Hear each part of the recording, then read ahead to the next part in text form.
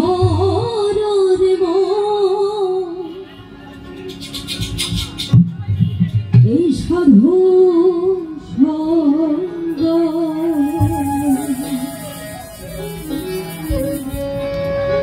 যদি তরিতে বাসনা থাকে তরিতে বাসনা থাকে হরে মন সাধু সঙ্গ তরিতে বাসনা থাকে হরে মন সাধু সঙ্গ ভজরে আনন্দে গৌরাঙ্গ ভজরে মন সাধু সঙ্গ ভজরে আনন্দে গৌরাঙ্গ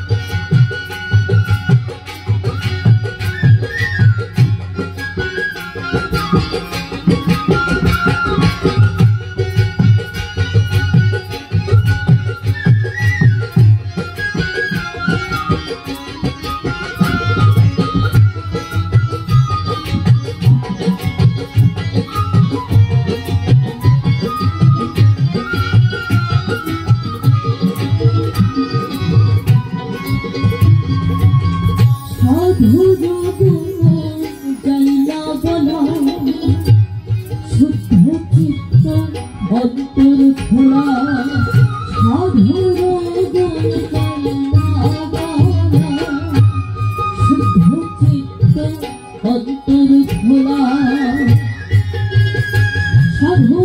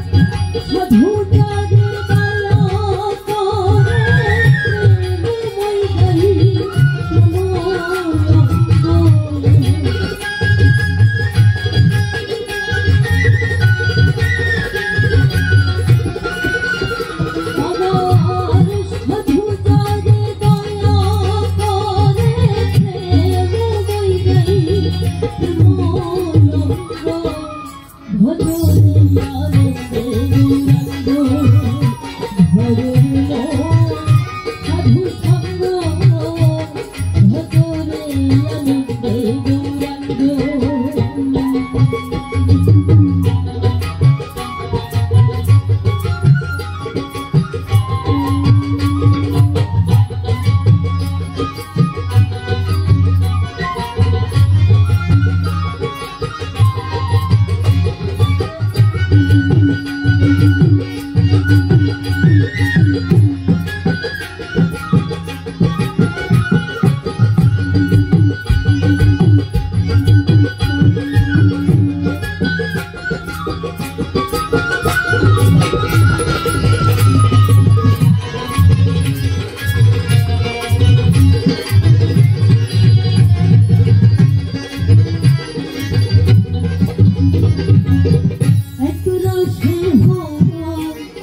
প্রতিবাদী একটি রসে ঘুরেছে নদী একটি রসে হয়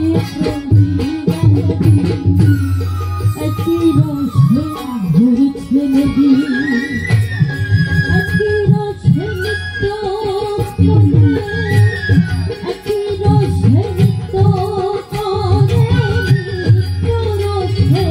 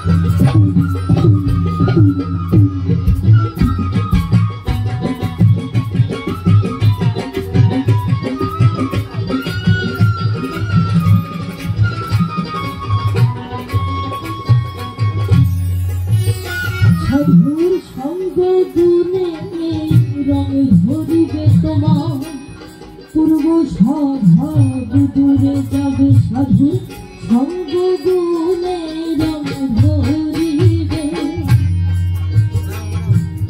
আমরা সকলে একটি প্রবাদ জানি, ঠাকুর অনুকূলচন্দ্র তার একটি প্রবাদে বলেছেন সৎসঙ্গে স্বর্গবাস অসৎসঙ্গে সর্বনাশ।